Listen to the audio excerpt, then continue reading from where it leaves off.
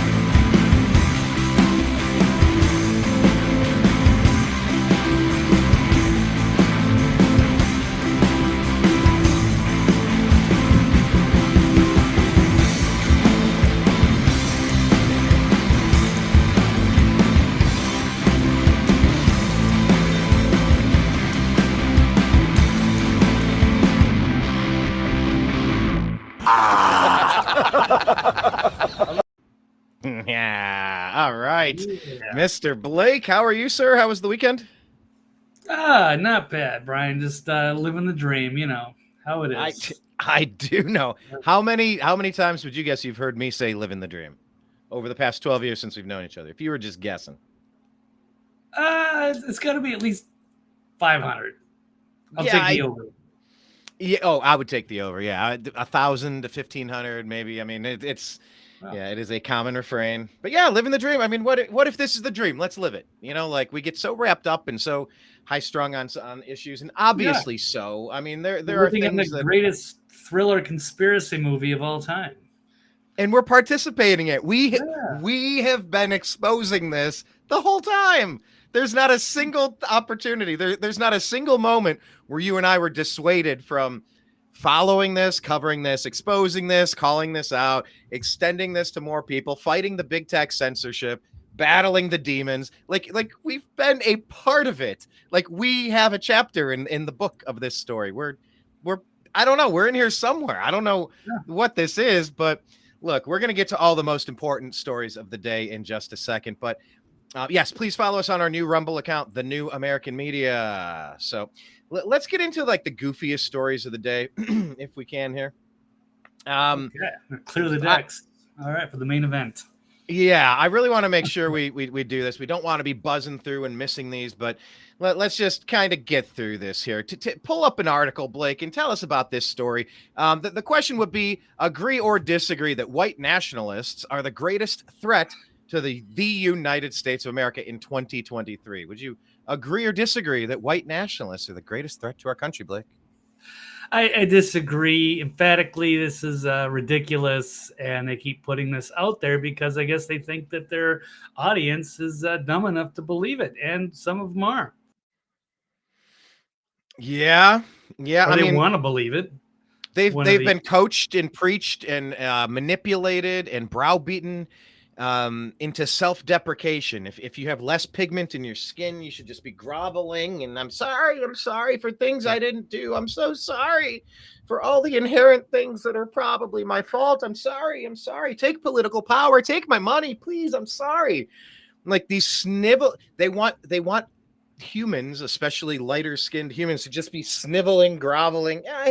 Please, I'm the cause of all things wrong in the world. It's the Barack Obamification of politics and our media is essentially what this is. The community agitator from Chicago. When he took over in 2008, everything changed, Blake. It did not used to be like this. It's hard to remember a world prior to this craziness. But I'm telling you, America did not used to be like this. We had our strife. I mean, hell, in the 1760s, 1770s, 1780s. Yeah, it was a battle to break off and have independence. The 1860s was a battle amongst North and South ideologically, and then Lincoln's overreach, and then the slavery component, and then there was a bloody civil war, and whites fought to end slavery, hence owed reparations, massive amounts of reparations, according to some people. I know that's the exact opposite of what you're hearing, that some groups of people should get money. It's like, no, how about the white people that fought to end slavery, the heroes of the day that ended these bad things, should be granted reparations for stopping this evil that was a curse across our land. By the way, slavery, of course, being practiced in every continent, every country on earth, with every group of people. It's not just the sniveling, groveling, I'm so sorry group. This was everyone, but we fought a bloody civil war to stop it. So, I mean, there has been strife, and in the 1960s. So it's like on the 60s, everything gets wonky in the 60s, 1760s, leading up to the 1770s, the 1860s, the Civil War, the 1960s with, the Jim Crow laws and the separate but equal kind of stuff, the stuff you had Muhammad Ali out in the streets, and, like the 60s was just a different time. But yeah, in this modern day and age, I don't know what's going on with the people that are still believing these stories. We know that academia has been taken over by the radical progressive cult. They have really been trying to indoctrinate kids who turn into young adults and then adults, trying to make sure every step of the way that they are spoon feeding poison of envy and hatred and racism every single day. They're addicted to it. I'm not, you're not. We can't stand this stuff. But this is the new modern era post Barack Obama's election in 2008, Blake. Right. So it just doesn't make any sense that they keep pushing this. So we've seen racial tensions can just go down enormously over the last few decades. And now they're acting like it's a huge thing. It's a resurgence that the country is just full of, white nationalist, supremacist terrorists. And this all came under Obama, when it was anytime you criticize any of his policies, that meant you were a racist. And then they just keep amplifying it. But now it just seems to be manufactured, and it's laughable. It's a tiny percentage of people that are actually out there, like that are actually seriously racist. But it seems to kind of fit into this potential. I don't even want to go into that whole replacement theory, but when you start kind of putting these things together, it seems like you're allowed to do it. You're allowed to talk about it. Just because they went after Tucker for it, it's the Democrat politicians, it's the Democratic legacy media, lying legacy media establishment that is pushing for, what did you call it? The great replacement or the replacement theory? Yeah. I mean, that's exactly what's happening. Opening the doors to let tens of thousands, hundreds of thousands, millions of people to just flood in from Central America, South America, Africa. And you're like, okay, this is radically changing our demographic. These people are not, they have not gone through the classes. They haven't decided to assimilate. They haven't gone through a background check. We haven't proven that they're not gang members. We haven't proven that they don't have a rap sheet a mile long. We haven't proven that they're not mentally ill. We haven't proven that they have anything to offer this country as far as talent and skill set. I mean, why are we supposed to not be able to talk about what they have stated that their goals are, they being the progressives in the Democrat Party? Why is that such a taboo subject? Oh, it's not. They don't want to talk about it, so they'll just say, "Oh, you're racist for even bringing it up."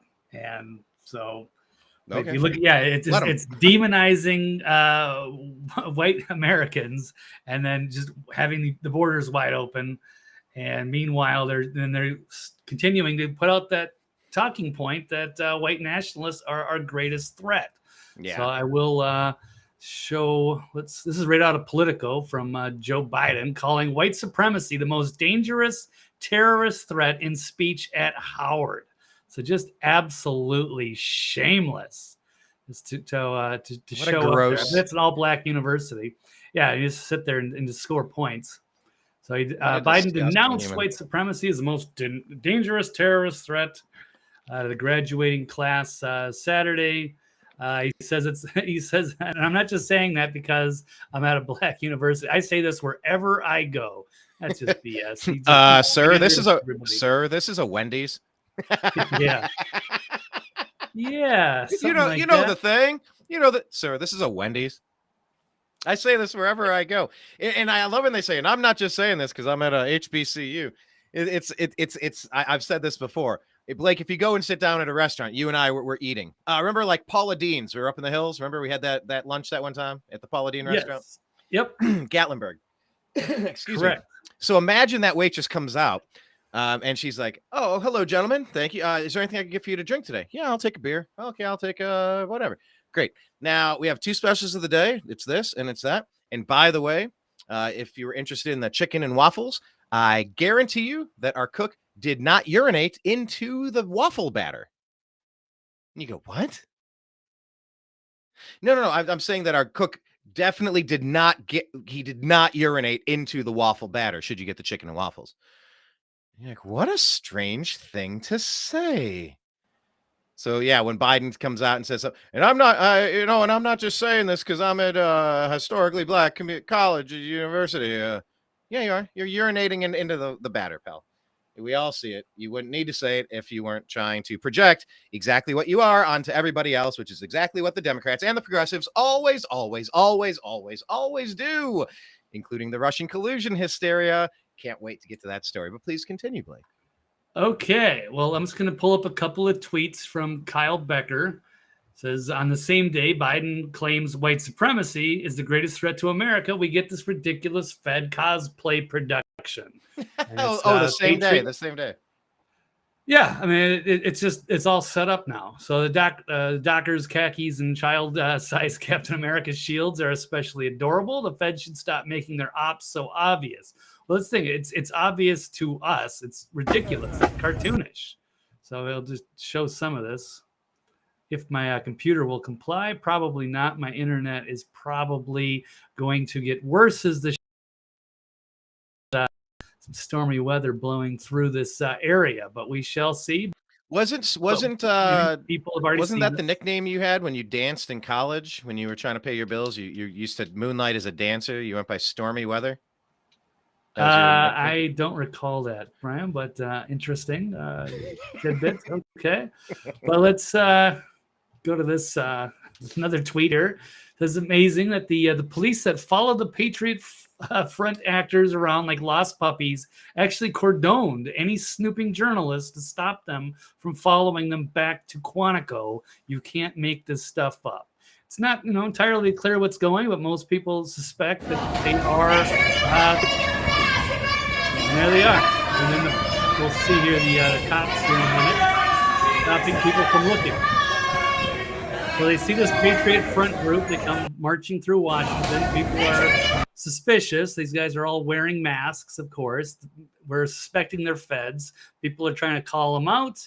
And then as soon as they are on their exit, it's all just completely coordinated. We all see right through it. But they're playing this little psyop. So this is what, meanwhile, the border's wide open. So when you talk about Did you see the video that I sent? I might have put it in our Telegram group, in our footage group. I don't recall where I ended up, but it was footage where a guy recognized the other guy, and he took his camera and said, "You're not allowed to be here. You can't film me." He's like, "I know you." He's like, "I know you know me, and you cannot film me. I'm not going to let you film me." Like, he got called out. It was unclear. It was just a snippet. It wasn't like, oh, that's conclusively, that is definite matter of fact, busted, totally. No, it wasn't like that, but it could have been. I mean, it's a beginning. So let's find the guy and let's ask him. All right, who'd you see? I saw Jimmy. Yeah, Jimmy. I play cricket with Jimmy. Oh, let's talk to Jimmy now. You mean Ray Epps? Well, yeah, this stuff is somebody absolutely ridiculous. Patriot Front group, because I haven't seen any big interviews. So it's a bunch of guys with masks. Nobody knows how to get in there. Yeah, they marching. Ford knows how. Ford. Really? Ford. You talked to some. Was I'm trying to remember. Was it Ford of News to Share or someone with Ford? They were there in, what was it, Iowa, in the back of a truck when people got arrested. Coeur d'Alene, Idaho. There we go. That's when they got arrested. Yeah, Ford got footage. I don't know if he got that personally or if he got that from someone else. Probably someone knows how to get to the Patriot Front. Right. Well, they show up, and then you can film them for as long as you can. But no, and they arrest and they keep all those masks on. I haven't seen them unmasked. So this is what Biden's going to do. This is what the third Obama term is trying to get a fourth Obama term by playing the same song on repeat. They're just trying to drum up racial hatred. It's hate whitey. That's all Obama, Biden have. That's all they've got. They're going right back to that playbook, huh? Yeah, well, yeah, that's to protect themselves, is to demonize classic Americans and then just accuse them of all being the worst thing or being racist, and then they've got to replace us. It's for our own good, but if you say anything, then you're a racist. We're pointing it out. They don't want to have the conversation. And then they put these little psyops to show the American people, and they believe it. Hopefully not. Hopefully they see through it, but they're not sophisticated enough to understand how these psyops actually work and how motivated these criminals running the government really are to get away with all the crimes. So, all right. Well, do we have anything else to add to this? I'm not going to give it any more oxygen than it needs. I want to get to the biggest story of our career. I don't know why I didn't start with our biggest story, but I wanted to touch on these insignificant stories in comparison. They're relevant. Yeah. They're relevant, but let's starve it of oxygen. Do we have any more interesting points here? Just a couple of the comments. Jocelyn saying, yeah, basically whipping Black Americans into believing that all white people threaten them. She's also asking, who said this? Poor kids are just as bright as white kids. Yeah. Who said Barack Obama is a clean black man who only sounds black if he wants to? Who said that? Who said I don't want my kids to grow up in a jungle, a racial jungle? Who said that? Sounds like Uncle Joe. Yeah, Uncle Joe. That's the thing. So, it's projection. It's pure projection. What they are, they're pointing the finger and trying to accuse their opposition of. It's the same playbook so often. They would be more successful with it if they didn't go to this well so damn often, I feel like. But all right. Well, that's what they're gonna do. Here's the preview of their stupid story. Are you gonna care? Are you gonna buy into this, anybody? Or are you all gonna realize that the nation's been overthrown? We're in great distress, great peril. We're being invaded. Our economy is crashing. We're toying with the World War III, and Biden wants to invent a fake group to claim that certain people are bad based on skin color. That's where we are in 2023. That's what you get for not doing a 90-10 blowout for Trump in 2020. I don't know what the real numbers actually were, although they say that Joe Biden is the most popular president in history with 81 million totally legitimate votes, and we all completely believe that. What do some people say? Honk, honk, and you just leave it at honk, honk because we're not allowed to talk freely on these lying legacy media, social media underlord companies. You just say honk, honk because, you got to be a clown to go ahead and yeah. Okay. So any more points on that? Move Blake, on. any more on this? Let it rip. Yeah. Let's let it rip, shall we?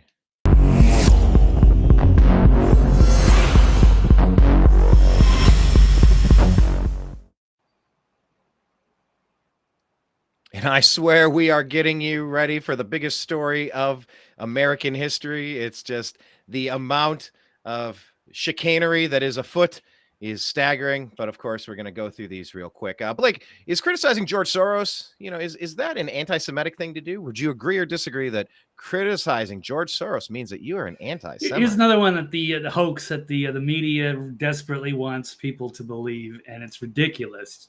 So there's so much to criticize with George Soros and his ideology and how he funds things. And it's amazing to see the left freak out and call you anti-Semitic in response.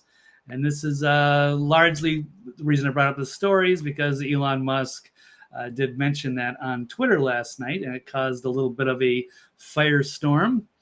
So I'm going to have to pull up an article on that here. It's about Elon Musk saying that George Soros hates humanity. So let's see if I can get this rolling here. I didn't know what story we were going to next. Here we go. Yes, all the least significant stories. They're all significant, but on a day like today. Right. So saying he wants to erode the very fabric of civilization. So as Elon Musk declaring on Monday, he believes billionaire globalist Soros hates humanity, prompting leftists to immediately accuse Musk of being anti-Semitic.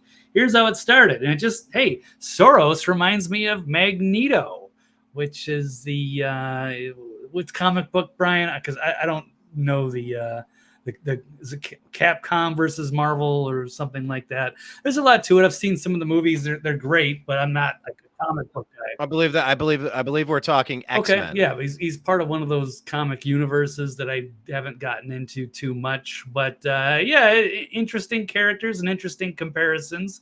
I think the easiest and the obvious would just be Emperor Palpatine of Star Wars, but he went with Magneto, and then or Dr. Evil. Yeah, or Dr. Evil.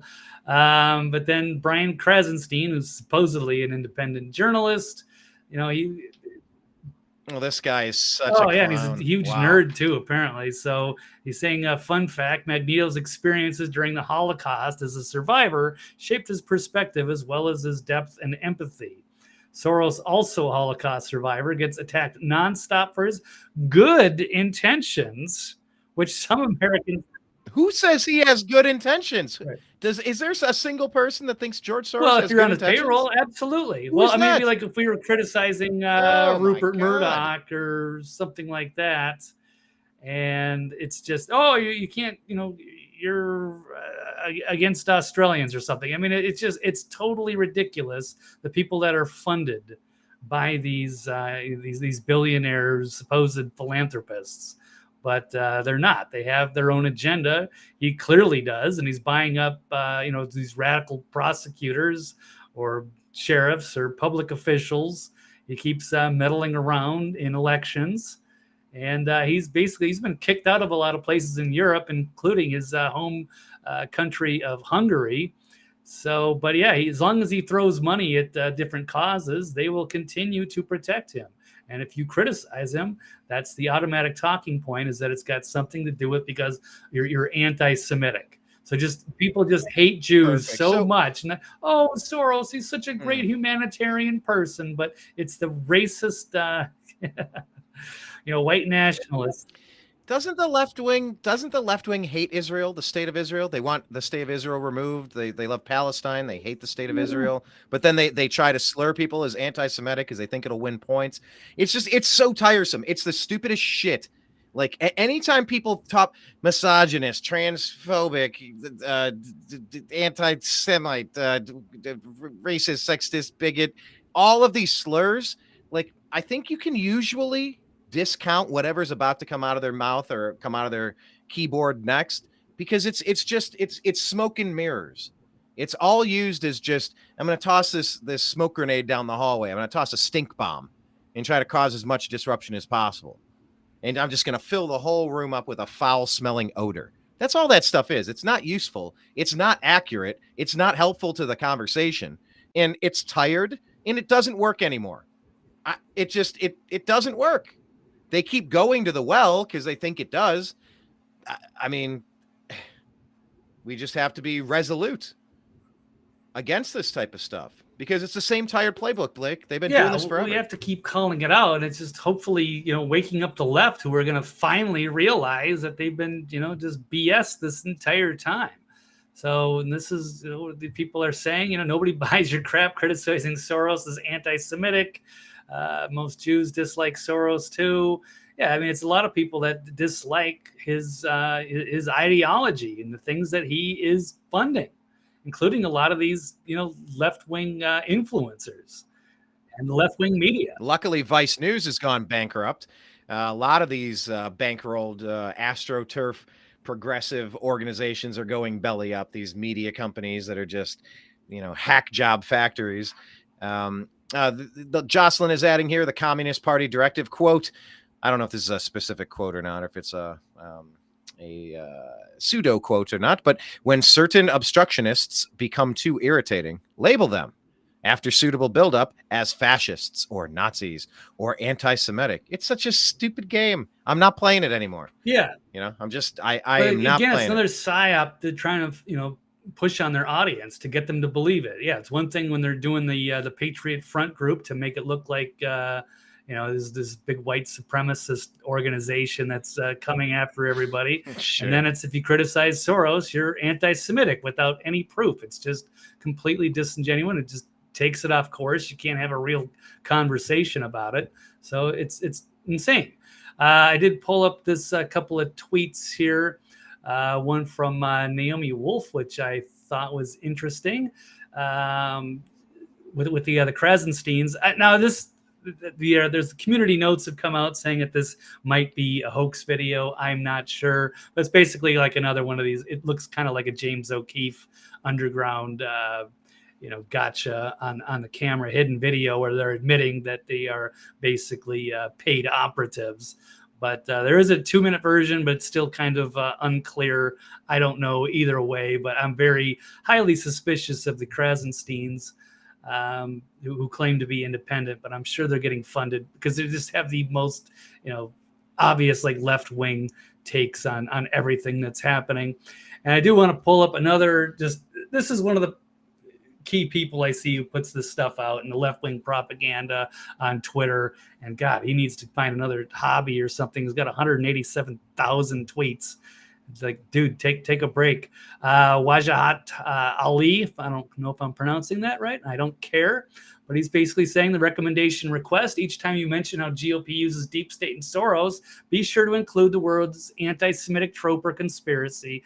That's what it is. Came from the swamps of the American and European white supremacist networks. Don't normalize it. So these bad faith actors, who I'm sure are somehow on the payroll of the DNC or Soros special interests or whatever. And well, Blake, no, Soros didn't fund them. He funded a group, and the group funded them. you bigot, or Yeah, it something. might not be direct. It's part Like of some, nonprofit or what have you, or Act Blue. an intricate web of Biden type Yeah, LLCs, one more intricate than exactly. the And they next. keep putting this stuff out here. And he just asks these awful questions like, how much more white nationalist fanboying does Elon Musk have to do before people acknowledge this is who he is and what he believes? But it's just totally bullshit. What is he What talking a about? dumb thing to say about an African American. Yeah, no, exactly. But he's counting on people not being What a smart dumb enough thing to to see say. through this stuff. And these bad faith hacks will do anything for, to further their careers, and they will just make up this total obvious bullshit. So why can't people criticize this billionaire without being labeled as anti-Semitic? It's awful. And he's even saying here shameful stuff here about they're worried about Jake Tapper, who basically announced that the Durham report was devastating to the organization. So he says, hey, don't even look at it. Nothing to see here. And it's nothing but just riling up supporters to go against white nationalism. This is what the narrative that they're trying to push, or the replacement theory, all that By stuff. the way, So these guys are awful, and they need to be called out. So Instagram has now shadow banned us. We're not allowed to share stories because we were sharing the Durham. wow, That's what Instagram does. Yep, Instagram bought by Meta. Damn. Yep. So I mean, it's on right now. So, okay, well, that's all we got to say about George Soros. If people are going to use the terms white nationalist or racist, bigot, xylophone, flutophone, homophone, transophone, whatever they're going to use to call this to try to slur you, let it, laugh at it, move along. Like that. That's their tell. Doyle Brunson, rest in peace to one of the greatest poker players of all time. I know you lived in Vegas, Blake. I don't know how much you got into playing cards. The worst degenerate gamblers. No, we used to have a poker room. It's fun. It's all good fun. But and I had fun playing Texas Hold'em back in the day. But last thing I'd want to do is sit around a table with all those people freaking out. It's a toxic culture. But it was entertaining. I love working in Vegas for all those years. Yes, Blake the bartender. But my point being, sometimes in poker, I'm like, what was my point? You gotta know when to hold them, know when to fold them. No, that's not your point, Brian. My point is that sometimes maybe like Aaron Judge on the Yankees, you see him, he's batting, and his eyes are going to watch somebody. And they're suspecting that he's stealing signs. So is it somebody on the Yankees that is stealing signs and then showing him he's holding up, doing this, making a face or doing something, or a trash can bang if it's going to be a fastball or a curveball. That's the big story in the sports world right now. So see what happens there. But Doyle Brunson, there's a tell. There's something known as a tell.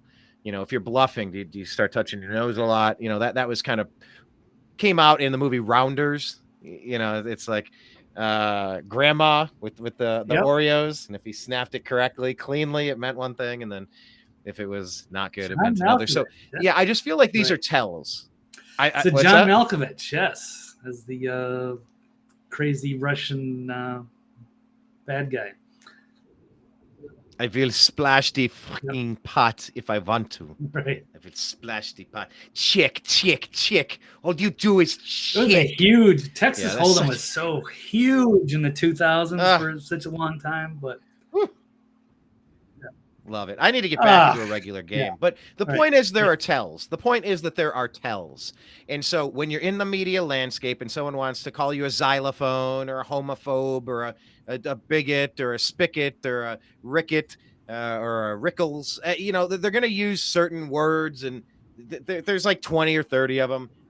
Just instantly know that this person is a sock puppet, that they're not to be taken seriously. They're playing a psyop game on you. They're trying to make you snivel for looking the way you are. Help. I'm so sorry for existing. Grants me mercy in all of my pittiness. It's like, God, you sniveling little wimps, get up off your feet or get up off your knees. Stand up. You deserve respect and honor. And so do other people of other colors, of all colors. As long as they're cool to you, they kind of deserve respect and nonviolent treatment. It's pretty basic. So reject the Obamification of our political culture. And remember that you don't have to apologize things that you didn't participate in. And you don't have to accept slurs from racists like Obama and Biden. Like, you don't have to accept that. They are projecting what they are onto the rest of us. Go like this, cursed be to hell, go to hell. You can tell them to go to hell. But you do not have to embody that nonsense. Do not absorb that. But yeah, that's their tell, Blake. When they use these buzzwords as slurs, you can just discount everything else they have to say because we know where they're going. They're being disingenuous, and they're trying to smack you in the nuts as you walk past them. You go, oh, you gotta drop it. You gotta catch your breath, and you feel it like it's simultaneously at the bottom of your ribs and like in the top of your shoulder, and it's like it's so painful. That's all they're doing. They're walking on trying to slap you in the junk. Don't let them. Don't let them. I feel like we should put that on a t-shirt. Jocelyn saying conspiracy theories about Soros are true. That's why they call him anti-Semitic. Yeah, I mean that's one of the biggest ones that you'll hear. It's the gatekeepers. The gatekeepers, they don't want to talk about anything that Soros does or what he funds or what he really believes. And he does seem to hate humanity or hate the American culture. He is the arch globalist who wants to, put things in his own interests, and he's happy to fund it as long as people, take his ideology and his talking points. He'll be happy to fund anything you want, and then it's completely artificial. It's not grassroots. It's AstroTurf campaigns, and they're acting on the behalf of this crazy billionaire. But he just happens to be Jewish, so that's all they focus on, and then they change the subject. So it's ridiculous. Look, he has a magic shield. He has a magic shield. You can't criticize him. You remember, like when there was a Gold Star dad who came out and hated Trump or something, and it's like the guy was lying, and you're like, there was criticism, like, how dare you? Like the first time the left has ever given a damn about military. How dare you criticize a Gold Star family? Heavens to Murgatroyd. It's like, will you shut the hell up? I remember specifically saying like, oh, what? He has a magic shield because of a particular situational demographic condition of his existence, completely devoid, completely immune to criticism because what? Because he's of his ethnicity, because of the job they used to work, because of fill in the blank. No, nobody gets a magic shield where they're free from criticism, but that's what they want to do. Like, nope, that person is of a particular sect, so therefore they must not be criticized. And it always reminds you of, if you want to know who truly runs the world, find out who you're not allowed to criticize. I forget who you can attribute that to. I've seen that multiple places, probably attributed to multiple people, but yeah, it's a wild thing, but I just laugh at it. I don't take any of this crap seriously anymore, and I hope the rest of the people start laughing openly and mocking them for it as well, because it's worthy of derision. It's worthy of exposing as a blatantly racist power play move to belittle, to defame, to shame, to intimidate, to threaten, to silence common sense opposition to radical Marxist progressive ideology.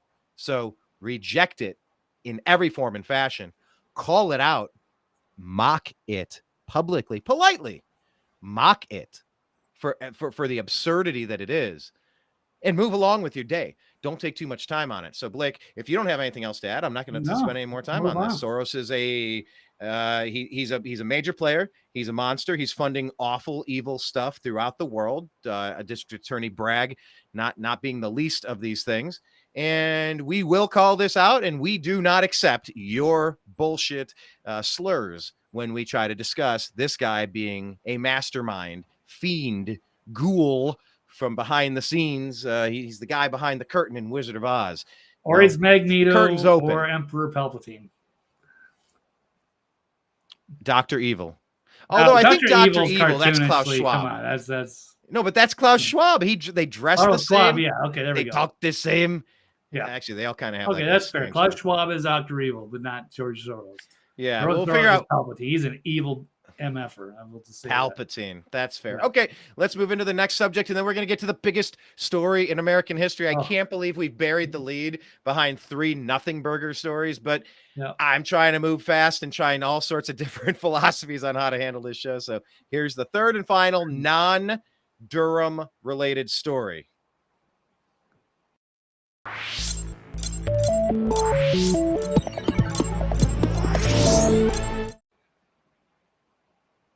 Linda, Bobinda, Banana Fana, Leeli, Lolinda, Yacarino. Was she the right choice for Twitter CEO? You agree or disagree that the World Economic Forum's own Linda Yacarino was the perfecto choice for Twitter CEO, Blake? I don't know. It's a tough one. I'm going to say disagree, but I'm happy to be wrong here. So I'm going to hope that Elon's got some plan or he knows something that we all trust don't. the plan. Well, what we know, I don't know what's going on behind the scenes, but I do know that she's a high level leader behind World Economic Forum, and she's also with NBC. But I know that Twitter's got an issue raising money, and they need advertising. And so he might have had to, make a deal with the World Economic Forum just to keep Twitter accessible and around so we don't lose it.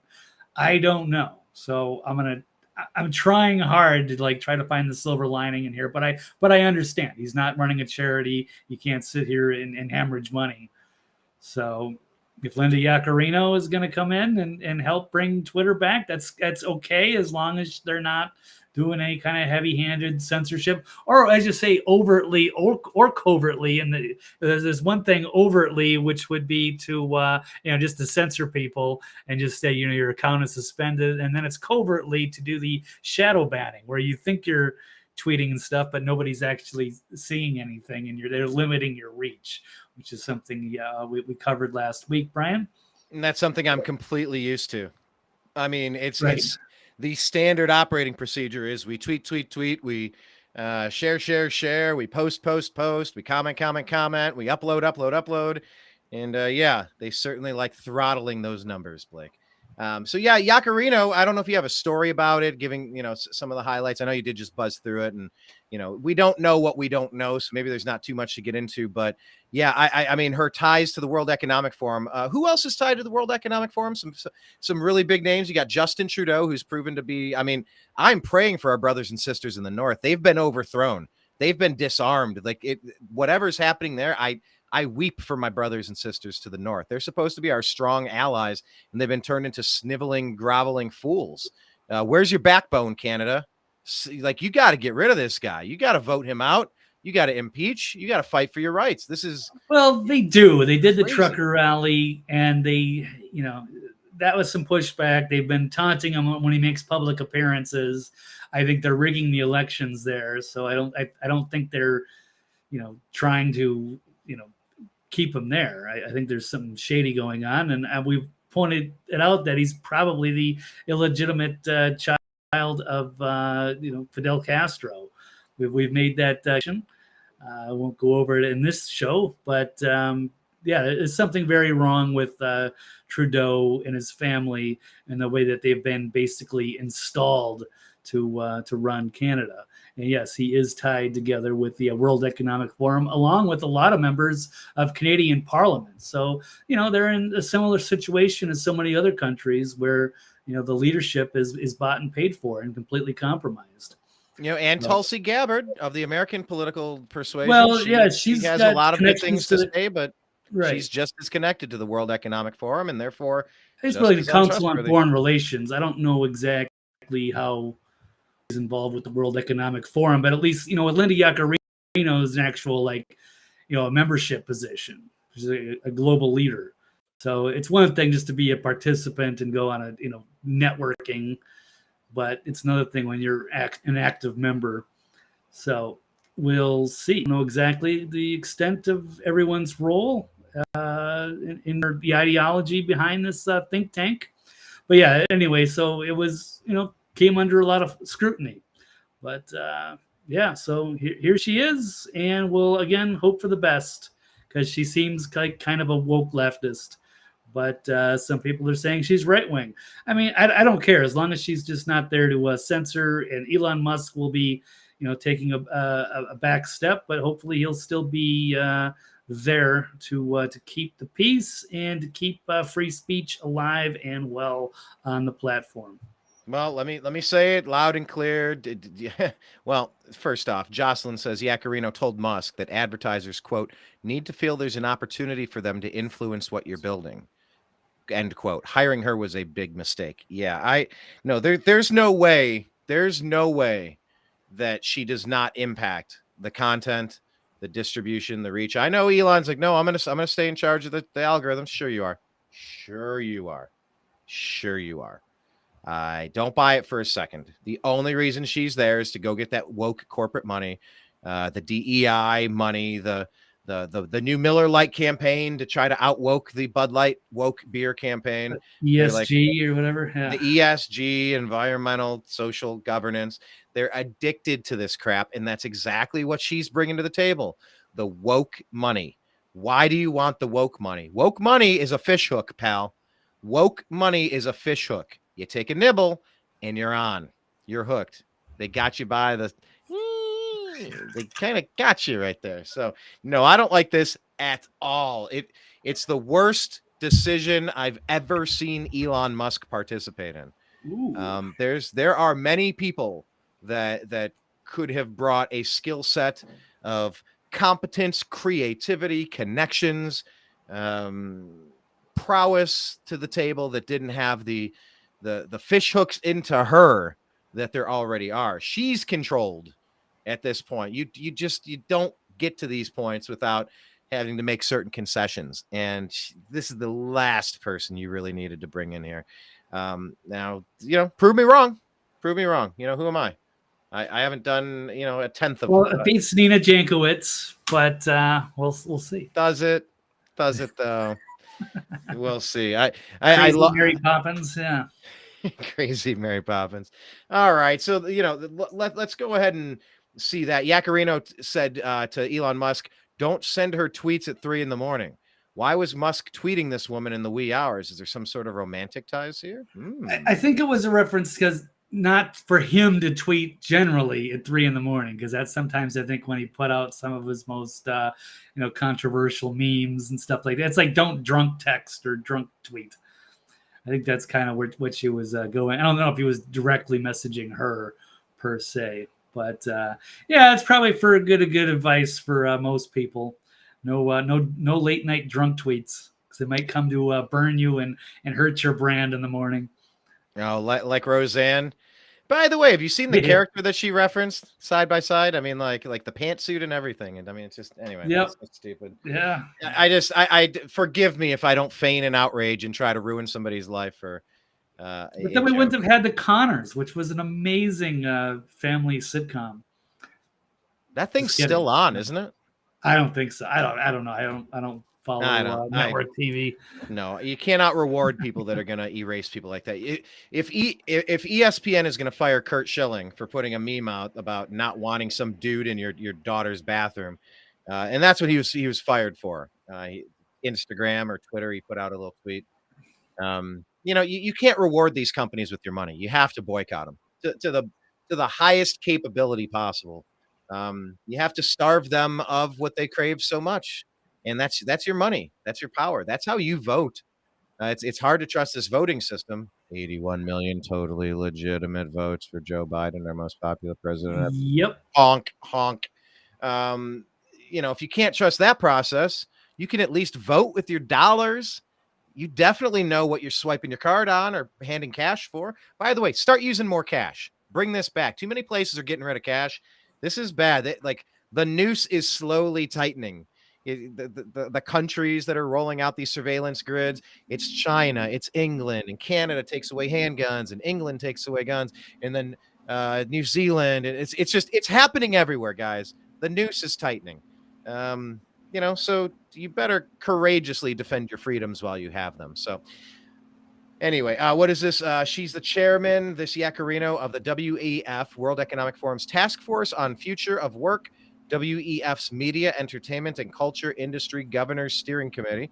Value in Media Initiative. That's a word salad. I feel like Kamala Harris just talked for a half hour and all I got was this t-shirt. Yeah, so yeah, I don't like Yacarino. I don't think Just let the fox into the hen house. Yep. Yeah, I a lot of people have been strongly warning that Elon is a globalist. He's one of the bad guys. He's just kind of funny and he's like playing you. He's using his charisma and his charm and his he's throwing some breadcrumbs because nobody else is getting much of anything. So we're starving. We will lunge at breadcrumbs. Oh, Elon, you're so great. Oh, Elon, you're so great. By the way, can you insert a computer chip into my brain so that I can connect to the Matrix? It's like, yeah, we're getting a little wonky here. How about we start praising some Amish leaders, people that have their communities in order, that help each other out, that stay out of debt, that succeed and have a great family unit and success and pride, and you build things and you help each other and you have community. Let's find some of those people to put up on pedestals. Yeah, I don't know. Jury's out on Elon. This was a huge red flag. We shall see where it goes from here. Any final thoughts on the Elon Musk hire, Blake? No, we're just gonna hope for the best. All right, now hoping for the best. This is the best story I have been able to report on in a long time. It's vindication, and it is screaming for retribution. There is no solution without retribution. If this is allowed, it will continue. So finally, the Durham report has dropped, and that's what we all came here today to talk about. You are listening to the Agree to Disagree show on the New American Media with Blake Walley and myself, Brian Engelman. Here's the number one topic of the day.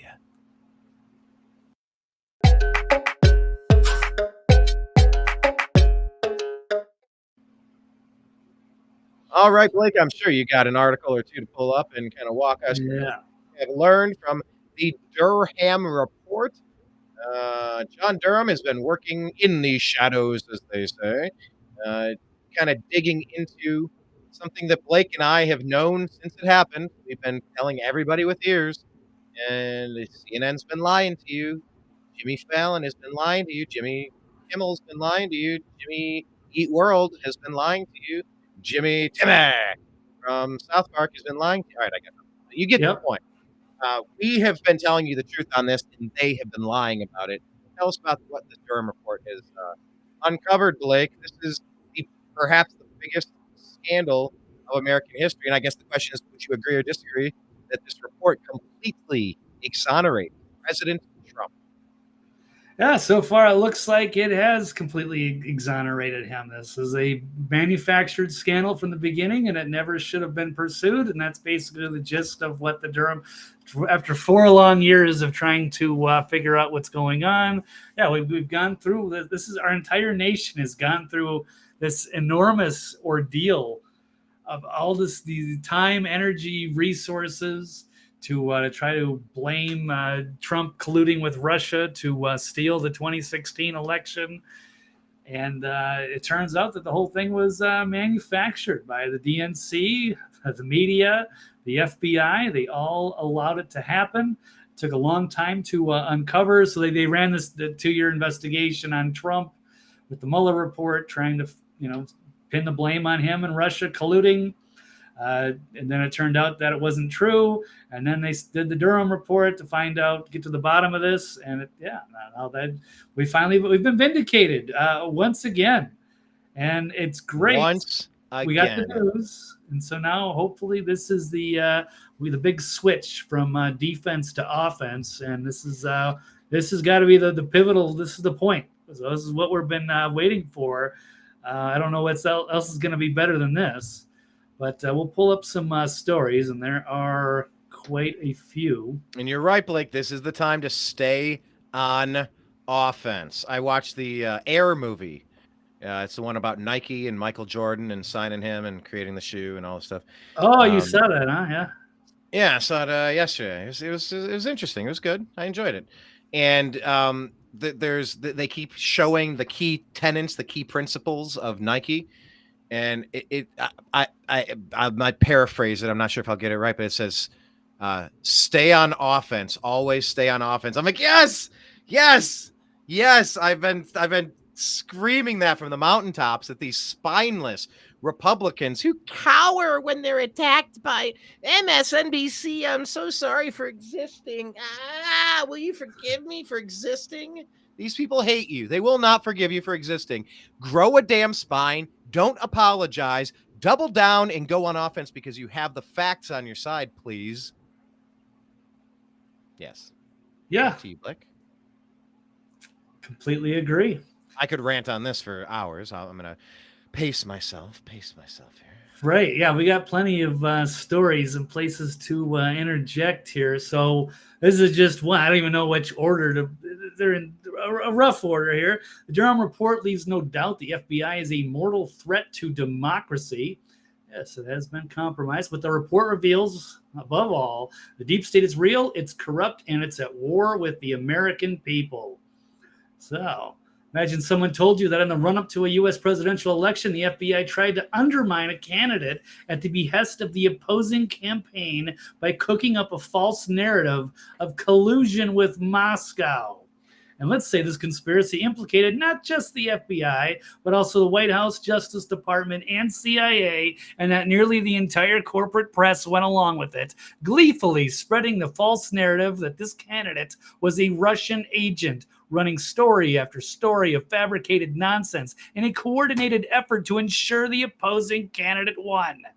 Now, in normal times, you'd scoff at such an outlandish story, dismissed it as the plot of some half-baked Tom Clancy novel. That could never happen in America, you'd say, where we have free and fair elections, the rule of law, and so on, blah, blah, blah.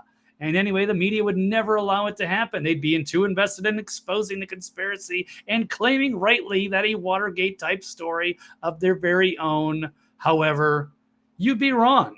All of that happened in 2016, and the 300-page report from John Durham after 4 years. And the big takeaway is that the Obama-era FBI launched a full investigation of the Trump campaign, codenamed Crossfire Hurricane, in summer of 2016, despite having zero evidence of any collusion between Trump and Russia. And I could keep going on, but I will not. But it's officials at the highest level, including Obama. They knew from the very beginning it was a false narrative. Trump was colluding with Moscow, and it was completely made up by the Clinton campaign, and it would weaponize the federal government against Trump and distract from Hillary Clinton's own email server scandal and so many other. We could probably throw Seth Rich in there. The meeting with Bill Clinton and Loretta Lynch in Arizona. On the tarmac. So many, tarmac meeting. There's so many things. And then, John Brennan, making all those appearances on MSNBC. It's sickening. Yeah, with all, Nicole Wallace and so many of these just, the shameless hacks. And they might just be, operatives that are, putting out the news. And it's all disinformation. So that's the real lesson of the Durham report, and we ignore it at our own peril. The FBI is completely corrupt, and all these people were spreading conspiracy theories. But now we know, and now we've known for a long time, but now we finally have the proof. We finally have our vindication of this massive hoax. This is the largest scandal in United States political history. If you do not want to see more of this, every key player involved must face treason charges. This was to overthrow a United States president. This was to rig a United States election. Collusion, conspiracy. It's high crimes and misdemeanors of treason. It has all the classic earmarks, Blake, of treason. 100% agree. Ooh, that's a good tweet right there. This has all the classic. The Durham report exposes all the classic trademarks of treason. Yeah, something like that. There's a good tweet in there somewhere. So definitely. All right, what do we got? So Trump's responding, huh? Well, yeah, he's already said treason. Trump, for all the people that hate him or whatever, they cooked up this scandal and they went on a massive witch hunt for years, dug up all of his connections, all of his business dealings, went through everything, put him and his family through hell, distracted the whole, all of Americans from his presidency with this sham investigation that they knew right away was BS. And they actually sat there and went out and lied to people about it. So it's terrible, and it's treason. And now it's time to, flip this whole script around here. So President Trump has called for everyone in the Russian collusion ploy, including Hillary Clinton, to pay a heavy price. So here's Jake Tapper, and of course the liberal media freaked out, like, "Oh, Jake, how could you say that?"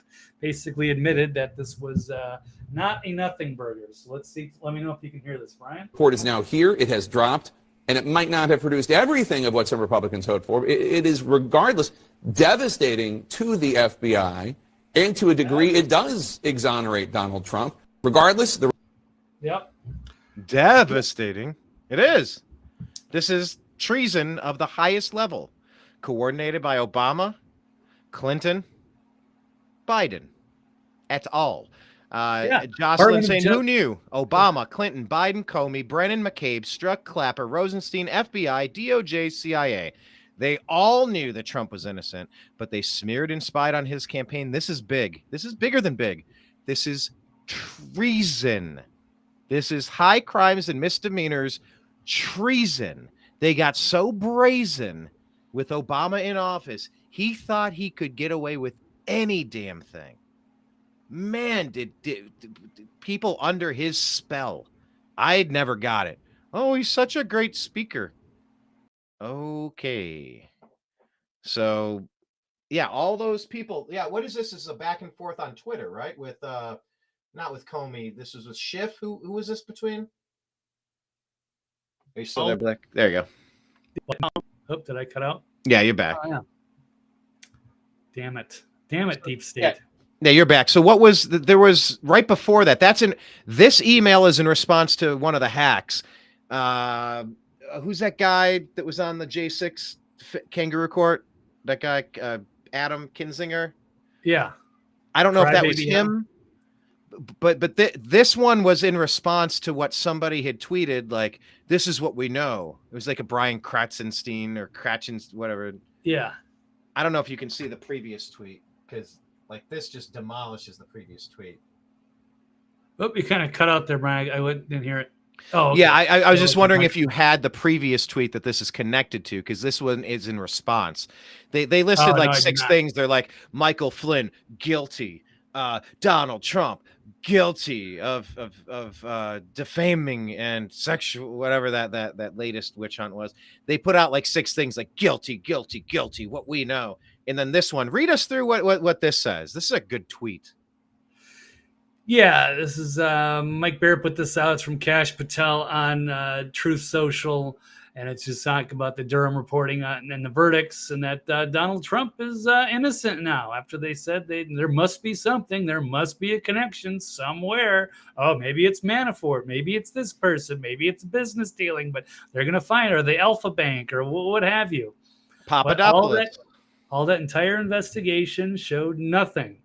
And now finally the Durham report has basically showed this never should have happened in the first place. They should have known this was obvious.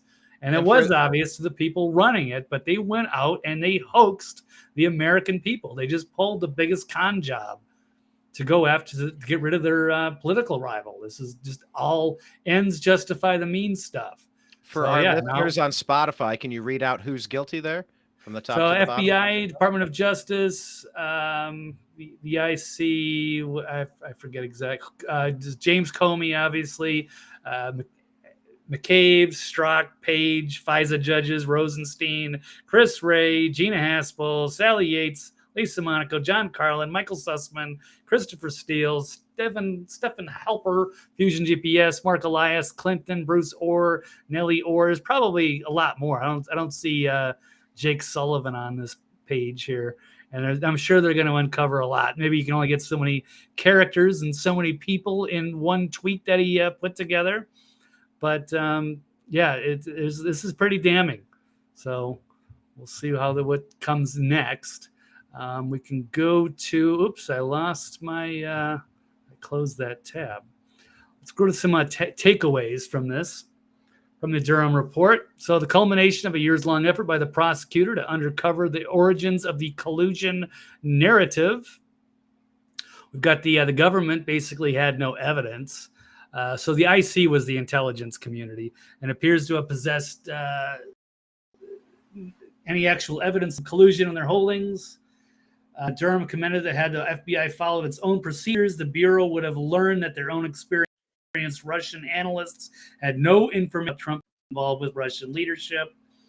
Now, one thing, Durham did not recommend any additional people face charges.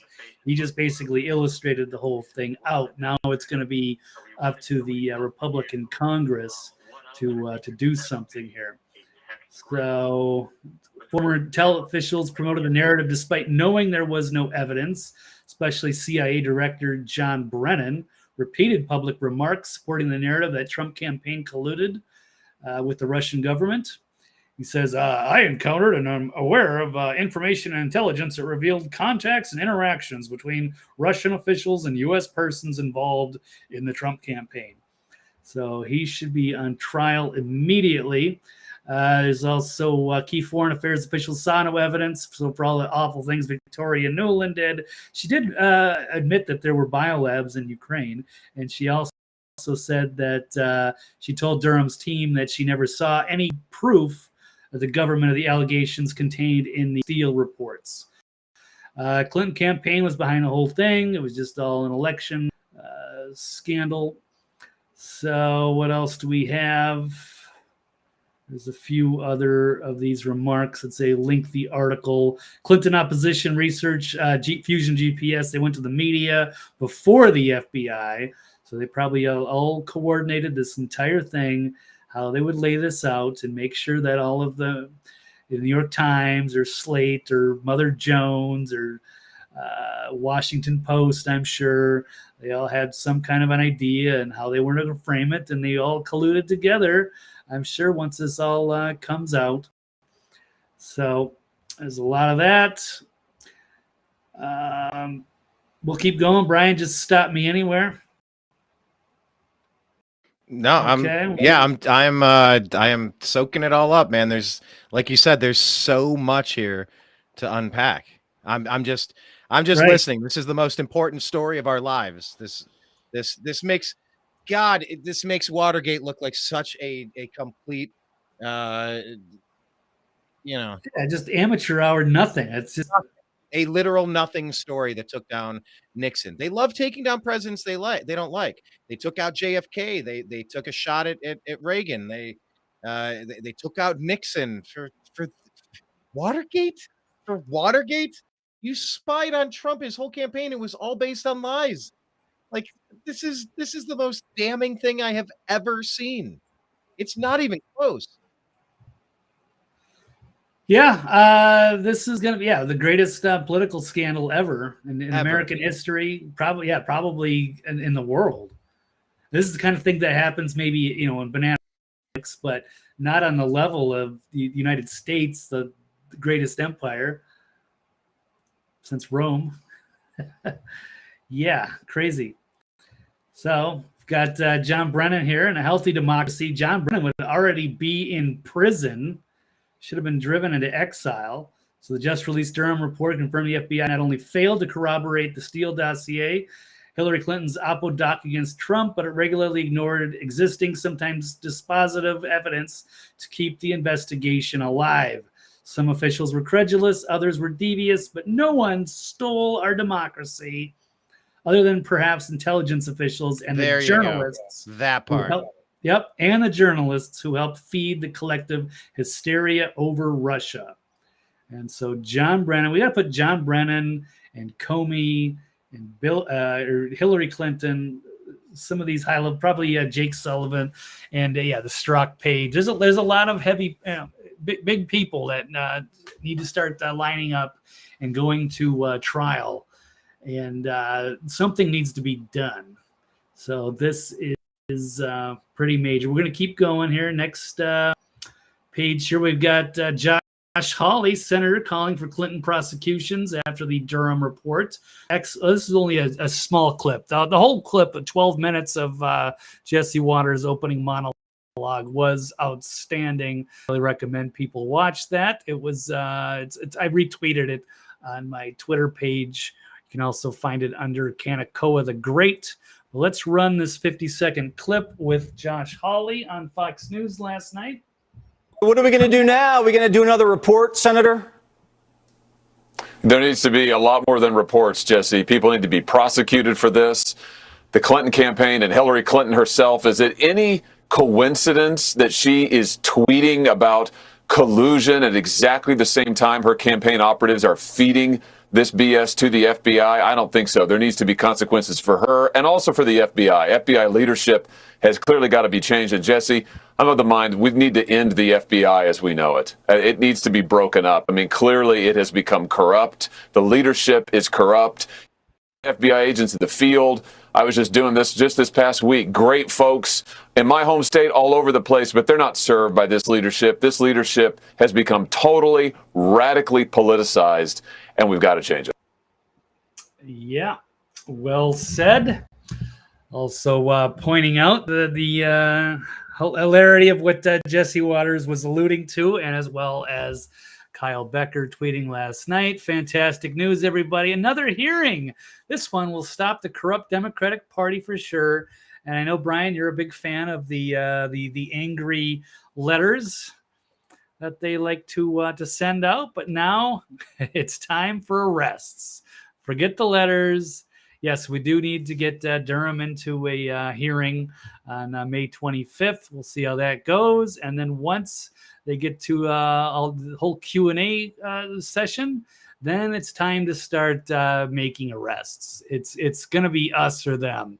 And it might as well be them. And now that we've seen and exposed the entire hoax for what it is. Oh, I'm sorry. I was on the wrong page when I did this, when I mentioned that. So here's the old letter, which are not going to fly in this case. This is going to need something more than these congressional letters that are doing nothing. It's time for arrests. There's an episode of The Simpsons where someone has heisted the world's largest cubic zirconia, and there's a cat burglar that does it. So it's a cat burglar episode of The Simpsons. And so Homer starts a vigilante group. And so it's a good episode. But anyway, at one point, Homer's group kind of starts pushing their weight around a little bit more, maybe getting a little bit more aggressive or violent and in their methods. And they're sitting around at the kitchen table, and Lisa says, "Dad, if you're the police, who will police the police?" He goes, "Oh, Coast Guard." It was like a rhetorical question, but this is the question I'm asking you today, Blake. When the police are corrupt, who will police the corrupt? What happens here? You can't possibly expect the FBI to disband the FBI. You can't possibly expect the CIA to disband the CIA. They have completely betrayed the American people. They've become an operation for the radical anti-American Democrat Party in conjunction with academia, social media, and lying legacy media. It's all collusion. So who will police the police, Blake? We can't wait for them to look amongst their own ranks and act accordingly and decide to completely radically change what they're doing. They thought they were above the law. And what power did Durham have? He didn't even make any recommendations in this report, right? Maybe he doesn't really necessarily have to. He's just laying out the facts. Yes, well, he no, does. that's part of that report. Maybe he will when he gets pulled up in front of Congress, but not in that report. That was just to lay out how the whole thing happened, and that's it. And just stay out of what he suggests. But he does kind of allude that it's basically confirmation bias and not so much some sinister plan. But we all know what's going on here. So he left it short of that. And I know people did want to see it, but I don't know if that would have been appropriate or not. But yes, something has to be done. So Brian, I don't know. It's when they say too big to fail, it's kind of like too big to jail. So where do we get the people to go after some of these high level people when it's the highest levels. We got General Michael Flynn releasing a statement. You know what I say before you get to Flynn? How about this? This story is too big to snail. Get going. Don't pussyfoot around. Don't lollygag. Don't putz. Go. Action. Impeach. Charge. Jail. Imprison. Treason. There are penalties for this. Go. Start now. Too big to snail, Blake. Too big to snail. I like that. Yes, it's time. This is the offense time. Otherwise, we don't deserve to do anything. What else can we? There is no nation if we cannot do this. No nation left if we have no control over. Yeah, well, basically letting the most corrupt people just sit and take over. It's a kleptocracy, and they're stealing all our money, and they're jailing good people, and they rigged an election, and it's all there. It's obvious, and we can't allow them to stay in power. So General Michael Flynn released a statement on the Durham report. The report must be the rally cry. If we do not fight back now, the America we know may be lost forever. It will be lost forever. Good luck getting out of that. If we allow the people that, basically, they tampered with the whole, first half of Trump's administration. And they or meddled with 2016, 2020. I don't want to get too far into the elections, but this is they were the ones that were colluding with the election, not Trump and the Russians. It was the deep state and the media and the DNC. So this is so bad. So they term.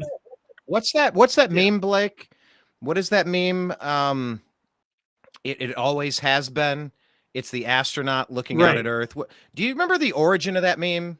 I don't know the origin. What is that from? I can't remember. I think I looked that up once, and I don't know if there is one. So I don't know if that was based on a movie or something like that. Oh, okay. But yeah, it always has been. It always has been this way. And I want to know, look, I'm done. I want to know who killed JFK. I want to know what happened to Michael Hastings. I want to know what happened to Seth Rich. I want retribution for this.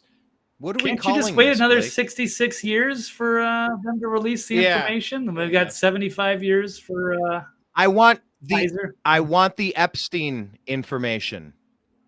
It's time to release all of this stuff. These gatekeepers at the alphabet agencies have gone completely rogue. If the goal is to oversee this country and to not turn your spy apparatus and your attack apparatus upon the citizens of this great country, you've completely lost the plot. This is as corrupt as I've ever seen anything. Where are you at, Blake? Are you outside the Department of Justice? Yeah. I thought I recognized that. Do your job. Do your job. Yeah, that'd be nice. No, their job is to protect the deep state. So, but they've been a real letdown, and I don't know who's going to turn this around, but it has to if we want to have any sort of future in this country. So there's another tab from Joe Kent. I believe he did. I think he lost his election. That might have been rigged in Washington. Well, another story for another day. Former CIA Director Brennan, like the other 50 spies who lied, is a disgrace to every intelligence officer killed in the line of duty. Brennan and his ilk betrayed their oath to defend our nation and betrayed their solemn duty to only report the facts.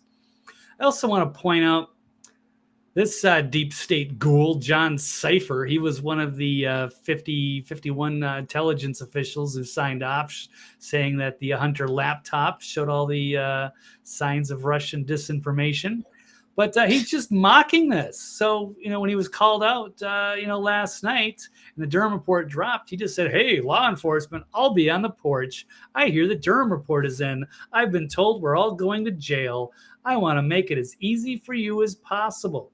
So they're just outright mocking us. Wow. Here he put up his a tweet from Ben Garrison, the cartoon, showing all of the deep state hacks getting hanged, perhaps. But yeah, Bull Durham. Well, why wouldn't he? Why wouldn't he mock nothing if nothing's going to happen? Yeah, exactly. Is something going to happen or is it Yeah, not? he's just throwing it out there, sedition and conspiracy, and they've lied to rig the election. They've screwed over the American people to get rid of the populist Trump and to replace him again, to basically stop his administration, slow him down, hold him up. And then they lied about the laptop to make sure that he wouldn't be reelected. So these people all need to go to jail at the minute. Well, they all need to be arrested. They all need to be interrogated. And yeah, it's time for, as you say, Brian, it's time to go on offense. Otherwise, these bad people are going to continue going after the good people. So it's us or them. So this is not a game anymore. And here's Kyle Becker, who's, I think he came out of the Fox era, more of a classical conservative, but he's really come along in his views. And he's saying this isn't conspiracy theory. This is real. There are corrupt actors in the American government who are attacking our Constitution, our rights, our freedoms, and our democratic republic. They have launched political witch hunts, ordered partisan prosecutions, contrived impeachments of presidents, censored their opposition, entrapped their targets, framed their adversaries, locked down entire states, crushed businesses, ruined childhoods, violated rights, and rigged elections. It is heartbreaking to watch the deliberate destruction of this country. It didn't have to be this way. And here we are, Brian. We've dedicated so much of our lives, our time, to acting as citizen journalists, knowing that we've been lied to and that we've got we got corruption problems. We've been taken over from within, and the media is bought and paid for. And so now this is a historic day. This has been a major turn of events since yesterday, 5/15/23, when the Durham report was finally announced to the public. And now we're seeing that we've been lied to for years, and they knew it. So I think I've just got one final. This is satire, but it's basically true. Babylon Bee media admits they lied about that Russian collusion thing, but are totally telling the truth about everything else. No, they keep getting busted in every imaginable scandal. So they keep hoax after hoax, and it's tiresome. But now people got to wake up now, especially those on the left. You're playing for fools. All these people, they knew that they were deceiving you. And so are you going to continue to support them? You don't have to support us, but you got to stop supporting these people. They're corporate-controlled media. They do what they're told. That's why they get paid the big bucks. And they are beholden to Pfizer, the deep state, the big pharma. I mentioned Big Pharma because of the James O'Keefe mentioning it's the producer from Fox who basically said they're beholden to the advertisers and Pfizer and what have you. So now, is this the one? Is this the video that Ford was asking if this was faked? No, that was the one I think you were talking about earlier. That was when you were saying that the person exposed Patriot Front Group. Oh, that was just that video where someone had like the camera on. Yeah, because we didn't. There wasn't enough context to say. No, he said that was a good video, I believe, where it was legit. I don't want to put words in his mouth, but that was something that he said, or it was interesting. And to say that Fox News basically admitted that they got rid of Tucker as part of the deal with Dominion. So I was like, here, we'll settle, and as a part of that deal, we'll get rid of Tucker too. So yeah.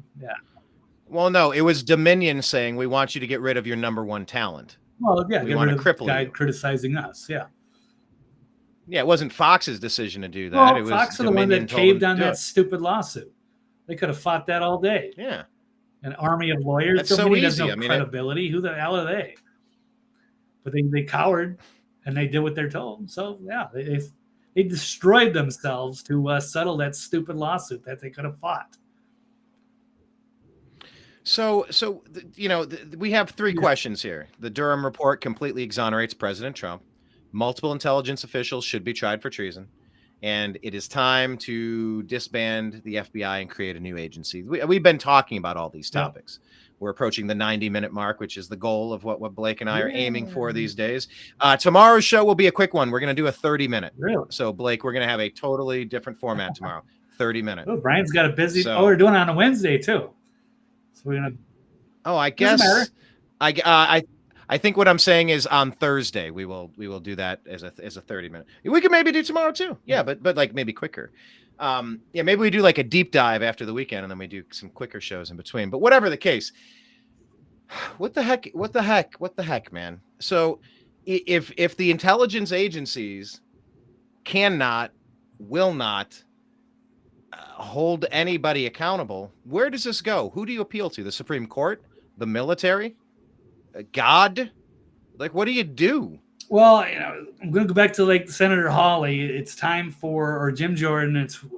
Hawley's a senator, but it's time for the Republicans in Congress to act. So they're going to bring up Durham next week, or the 25th, in a couple of weeks. Find out maybe that by then they'll know who to start going after, and they need to bring in some of these people. Subpoena, Clinton. Hillary, Obama, Jake Sullivan. We've mentioned some of the names: Brennan, James Comey. They all knew. They all knew. They all lied about it, and the American people should be freaking out, and the left too. It's time to stop. Time to stop with the Stockholm syndrome. It's time to realize your people lied to you and played you for fools to go along with the narrative so that they could basically control our reality, so to speak.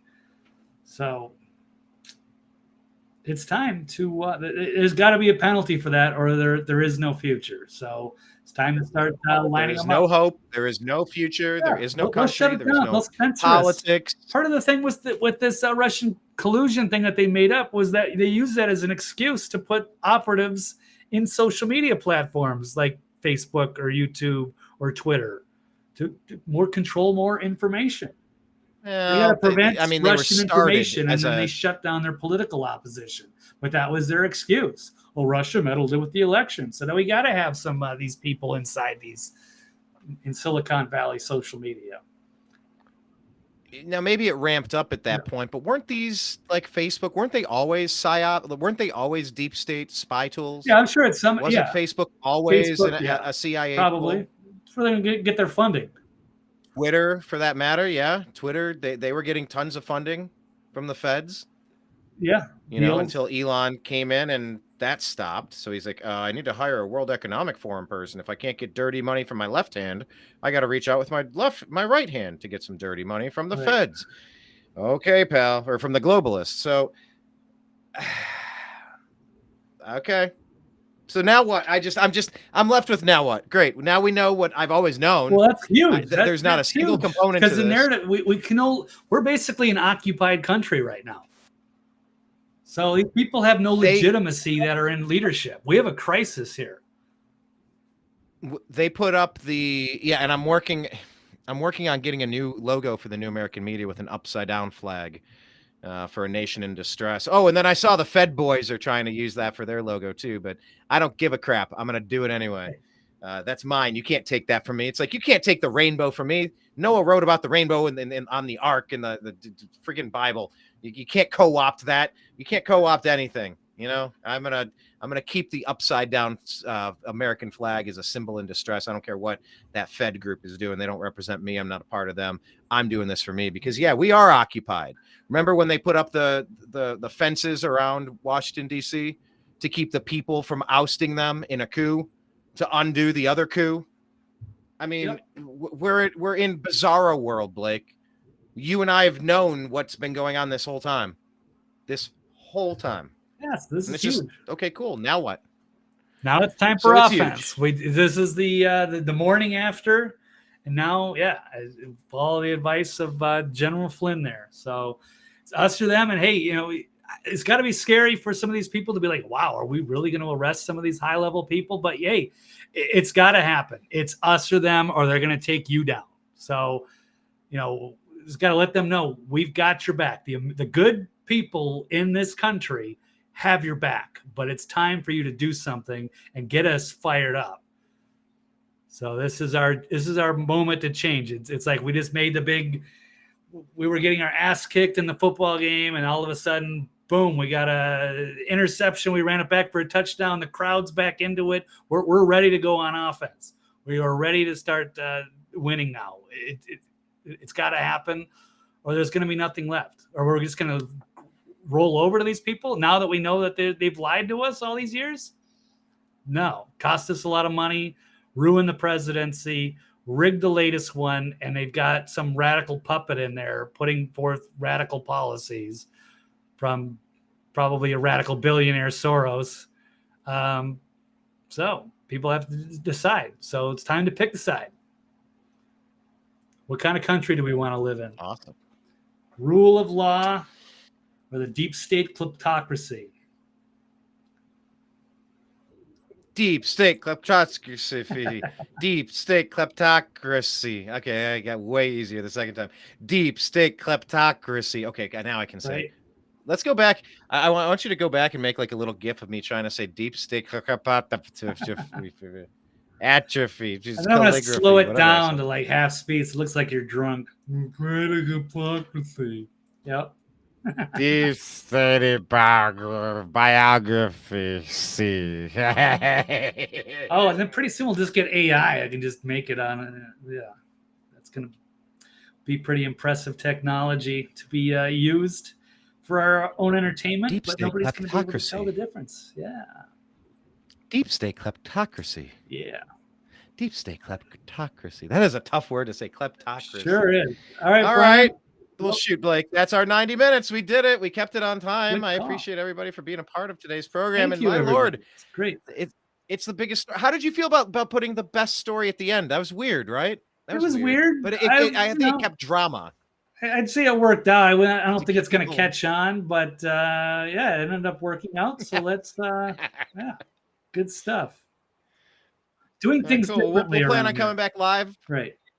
Yeah, we are definitely trying a lot of different things to find the secret sauce, the perfect formula to this. But yeah, so we'll plan on doing a show at 3:00 on Thursday. That'll be a short 30-minute show. May or may not do a show tomorrow. I don't know. I'm not committing to that. I'm not pushing for that. I'm not pushing against that. But yeah, I will leave the door open on that, Blake. If there's Perhaps some that major could stuff work we want to for us. squeeze in a half hour, I think that could be done. Otherwise, I will wait Awesome. for Thursday at the kind of normalish Deal. times. So 3:00 Eastern works for me. And hopefully, we'll All get right, some tell of our people one more guys where they to can join follow us. you, Thank